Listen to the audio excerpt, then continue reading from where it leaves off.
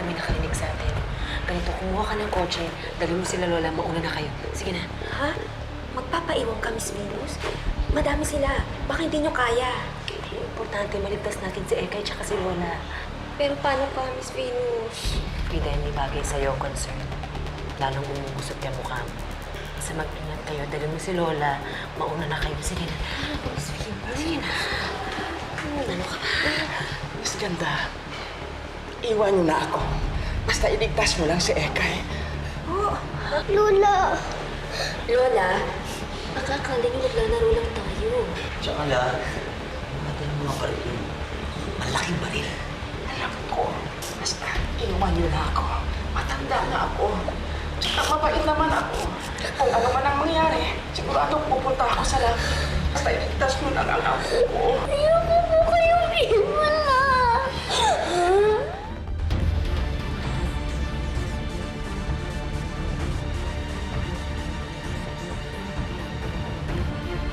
Ekay, ano lang aling.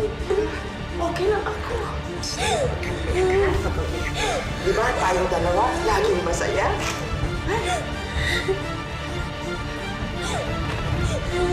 Inalis ka na. Pagkat siya pamaya. Basta iligtas mo lang siya.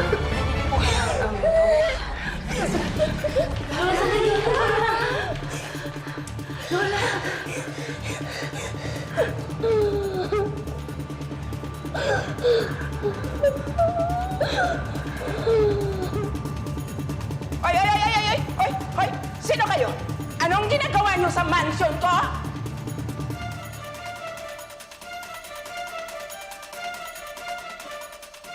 Wala na siya! Litrato papuputukan mo lang sa akin kalalambala! Pag nakaharap ko, Maximo, ako mismo titira doon! So ano, it's settled? Ipapaubaya ko na sa'yo si Maximo, sa akin si Pepe de Jesus. Oo! Okay.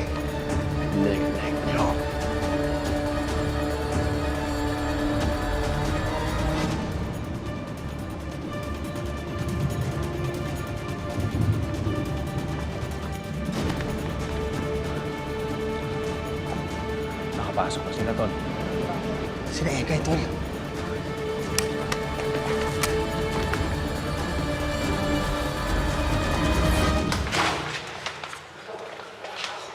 Please. Frida, tandaan mo yung sinabi ko, ha? Ikaw na bahala kay Ekay. Ilayo niyo na si Ekay, ha? Ano po si Lola? Ekay, babalikan ko Lola mo, ha? Ako bahala sa Lola mo. Hindi ko papabayaan ang Lola mo. Sasama po ako. Ayoko po. Ekay, ikaw hindi maliligtas ni Ate Venus mo si Lola kung inaalala ka niya.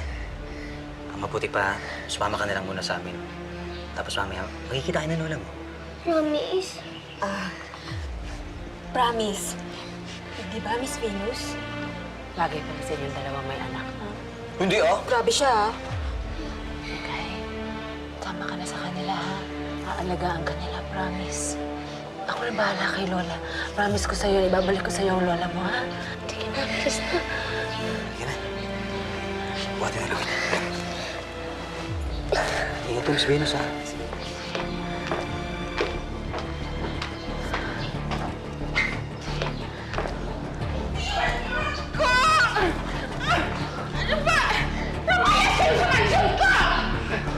Nakaw din ba itong mansyon mo, Lola? Gaya ng suot mong Black Pearl Triad. Ito? Ang ganda, no? Yes. Ay, ano ba?